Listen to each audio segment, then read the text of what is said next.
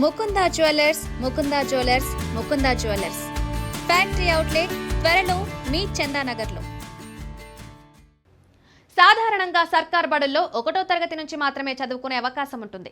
అంగన్వాడీ పాఠశాలల్లో pre primary నిర్వహించేవారు. ఇక private పాఠశాలల్లో అయితే నర్సరీ, ఎల్కేజీ, యూకేజీ తరగతులు నడుస్తున్నాయి. అయితే ప్రభుత్వ బడుల్లో విద్యార్థుల సంఖ్య పెంచేందుకు ప్రభుత్వం మరో కీలక నిర్ణయం తీసుకుంది. రాష్ట్ర వ్యాప్తంగా ఉన్న ప్రభుత్వ పాఠశాలల్లో ఇకపై ప్రీ ప్రైమరీ తరగతులు కూడా ప్రారంభించాలని రేవంత్ సర్కార్ నిర్ణయించింది. ప్రస్తుతం సర్కార్ బడుల్లో 1వ తరగతి నుంచి మాత్రమే చదువుకునే అవకాశం ఉంది. అంగన్వాడీ పాఠశాలల్లో ప్రీ ప్రైమరీ నిర్వహించేవారు. ప్రైవేట్ పాఠశాలల్లో అయితే నర్సరీ, ఎల్కేజీ, యూకేజీ తరగతులు నడుస్తున్నాయి. దీంతో 3 ఏళ్లు నిండిన పిల్లలను తల్లిదండ్రులు ప్రైవేట్ పాఠశాలల్లో మాత్రమే చేర్పించేందుకు ఆసక్తి చూపుతున్నారు. అందువల్ల ప్రభుత్వ పాఠశాలల్లో కూడా ప్రీ ప్రైమరీ తరగతులు నిర్వహిస్తే అటు తల్లిదండ్రులకు ఆర్థిక భరోసా ఇవ్వడంతో పాటు ఇటు ఏటేటా ప్రభుత్వ బడుల్లో విద్యార్థుల సంఖ్య తగ్గుతోందన్న భావన ప్రభుత్వానికి ఉండదు.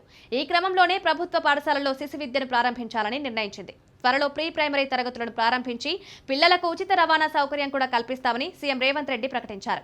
తెలంగాణ రాష్ట్రంలో మొత్తం 18,133 ప్రభుత్వ ప్రాథమిక పాఠశాలలున్నాయి. వాటిలో 50కి మించి విద్యార్థులున్న పాఠశాలలు కేవలం 6,000 మాత్రమే. ఇక 10 మంది, 20 మంది విద్యార్థులున్న పాఠశాలలు లెక్కకు మించి ఉన్నాయి.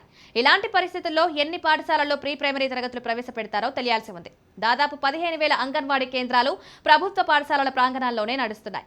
ఒకవేళ ప్రీ ప్రైమరీ తరగతులను ప్రవేశపెడితే పాఠాలు బోధించేందుకు అంగన్వాడీ టీచర్లను ఏర్పాటు చేస్తారా, లేక ప్రభుత్వ ఉపాధ్యాయులే పాఠాలు చెప్తారా అనే దానిపై స్పష్టత రావాల్సి ఉంది.